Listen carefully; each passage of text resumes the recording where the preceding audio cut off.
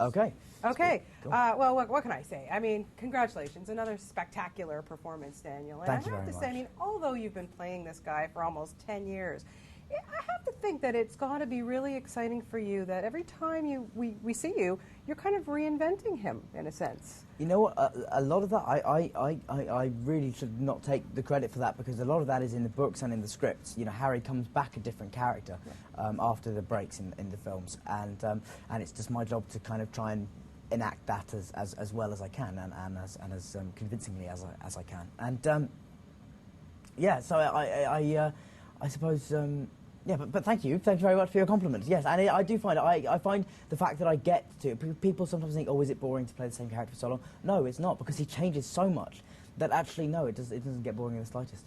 What really challenged you in this one? Because I would think the stuff with Dumbledore would have to have been, you know, that's it. You would have thought absolutely correctly.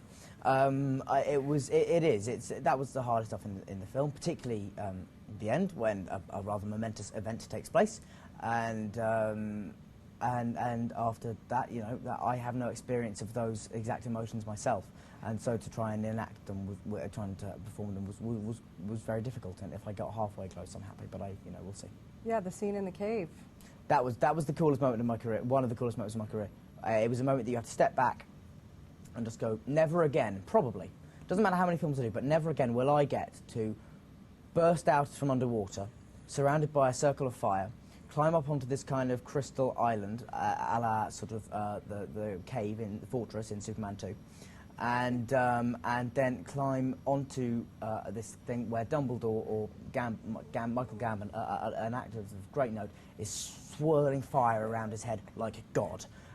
I will never have that moment in my career again. So there are some moments you just have to go, this is ace. Either you're a superhero or you reminded me of Moses in the Ten Commandments. Well, there is that moment when the fire parts, and it's great, isn't it? I mean, it was quite overblown, but it's rather wonderful.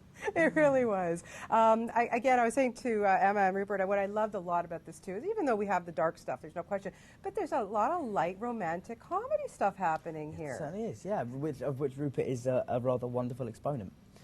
Who knew? No, I think we all knew Rupert was always going to be a fantastic... I mean, Rupert, for me, this film for me belongs to two people, Rupert Grint and Tom Felton, who both give such wonderfully nuanced, detailed performances in this, and easy. It's easy, and it's, you know, the ease with which they have on screen is wonderful and great to watch. Did you warn Rupert a little bit about being hoisted up there for the Quidditch scenes?